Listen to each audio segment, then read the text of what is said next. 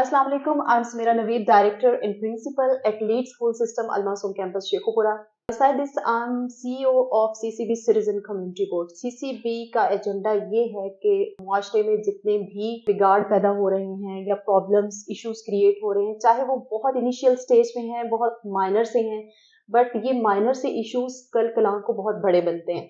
तो CCB का agenda ये है कि इन सोसाइटी में जो भी इश्यूज हैं इनको ज़ेरे बहस लाया जाए और इनका सल्यूशन बहुत सी ग्रेट पर्सनैलिटीज के साथ मिलके फाइंड आउट किया जाए.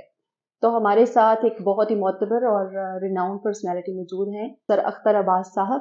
अस्सलाम वालेकुम सर, कैसे हैं आप? वालेकुम अस्सलाम, वेलकम. अख्तर अब्बास साहब जो हैं वो लाइफ कोच हैं, ट्रेनर हैं और इसके अलावा बहुत से लोगों के प्रॉब्लम्स हल करते हैं और जो भी इनके पास प्रॉब्लम्स अपने लेके आते हैं उनके बहुत इजी वे में उनका हल तलाश करते हैं और एक लाइफ को बड़ा खूबसूरत और एलिगेंट बनाने में उसकी मदद करते हैं.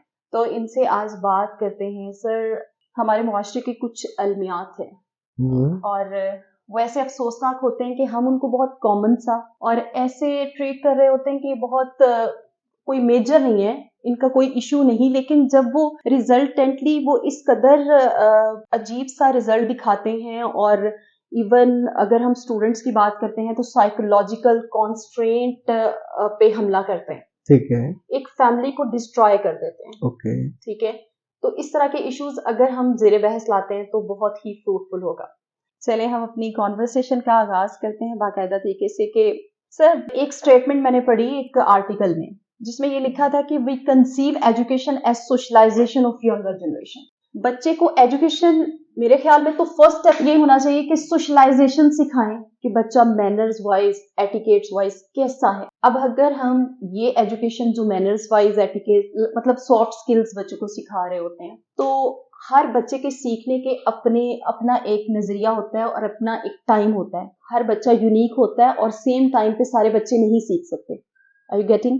इसी तरह से सर एक क्वेश्चन है कि सोशल अंडरस्टैंडिंग एट वंस आ जाती है क्या? नहीं आती. फिर उसके बाद अगर हम देखते हैं कि क्रिटिकल थिंकिंग, अगर हम उसको बारी बारी लें, जस्ट मैं नो और यस में. ओके. क्रिटिकल थिंकिंग जो तनकीदी सोच की सलाहियत है बच्चे में या मुवाजना करने की सलाहियत है, वो सारी क्लास के 25 अगर एक क्लास में बच्चे हैं तो वो सबकी एक जैसी नहीं होती कि वो तख्लीकी सलाहियत एक बार सब में आ जाए.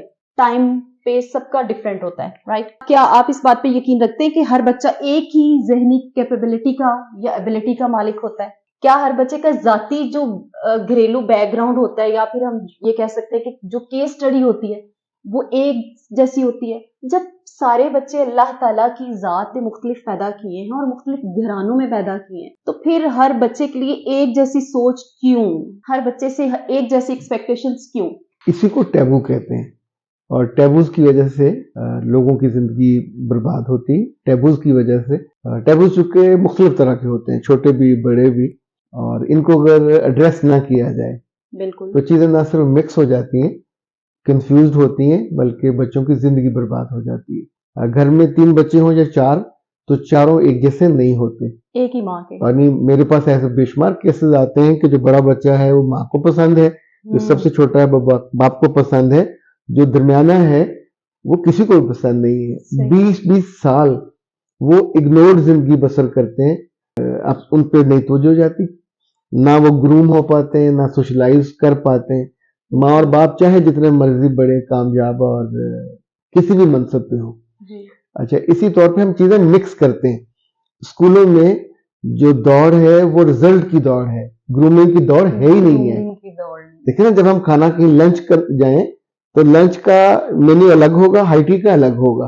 चाय पीने जाएंगे तो चाय के साथ आपको पाए और मटन और कढ़ाई नहीं होगी, फिश भी नहीं होगी. और जब आप जाते हैं लंच पे या डिनर पे, वहां की चीजें.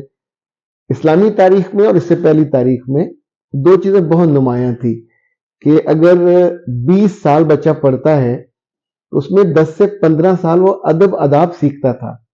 मदारिस में भी, बड़े असातिज़ा के पास भी. तालीम तो आखिरी 4-5 साल में वो चाहे शेखुल हदीस बन जाता है या शेखुल कुरान बन जाता है. बाज जो फुकहा हैं वो कहते हैं कि 20 साल चाहिए अदब अदाब सीखने में.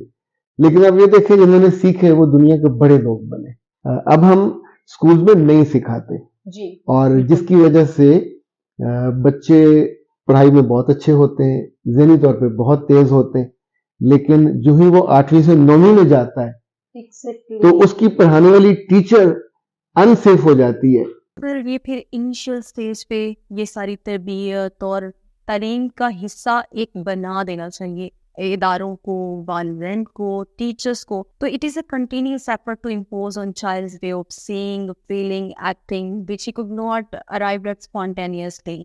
वो खुद नहीं आ सकता, उसको लाना पड़ेगा। वो कैसे देखता है, कैसे एक्ट करता है, कैसे सोसाइटी में मूव करता है, वो खुद नहीं आएगा, लेकिन उसको लाना पड़ेगा। इसके लिए डेली बेसिस पे प्रैक्टिस ज़रूरी है। अच्छा, इसमें एक छोटी सी बात जो मैं महसूस करता हूँ, जी बहुत सी अनपढ़ औरतें लाइक हमारी दादियाँ नानियाँ सब किसी स्कूल की शक्ल नहीं देखी थी। इस एज की यानी मुझसे 1.5 नस्ल पहले तक इनके बच्चे एक से एक बढ़ के ऑफिसर बने, ब्यूरोक्रेट बने, फौजी बने, हर जगह वो उनके बच्चे पहुंचे। ये वो औरतें थी जो वजू करके दूध पिलाती थी, ये वो औरतें थी जो सख्त सर्दियों में नमाज पढ़ती थी, और नींद वहाँ तो ना गैस होती थी ना बिजली होती थी,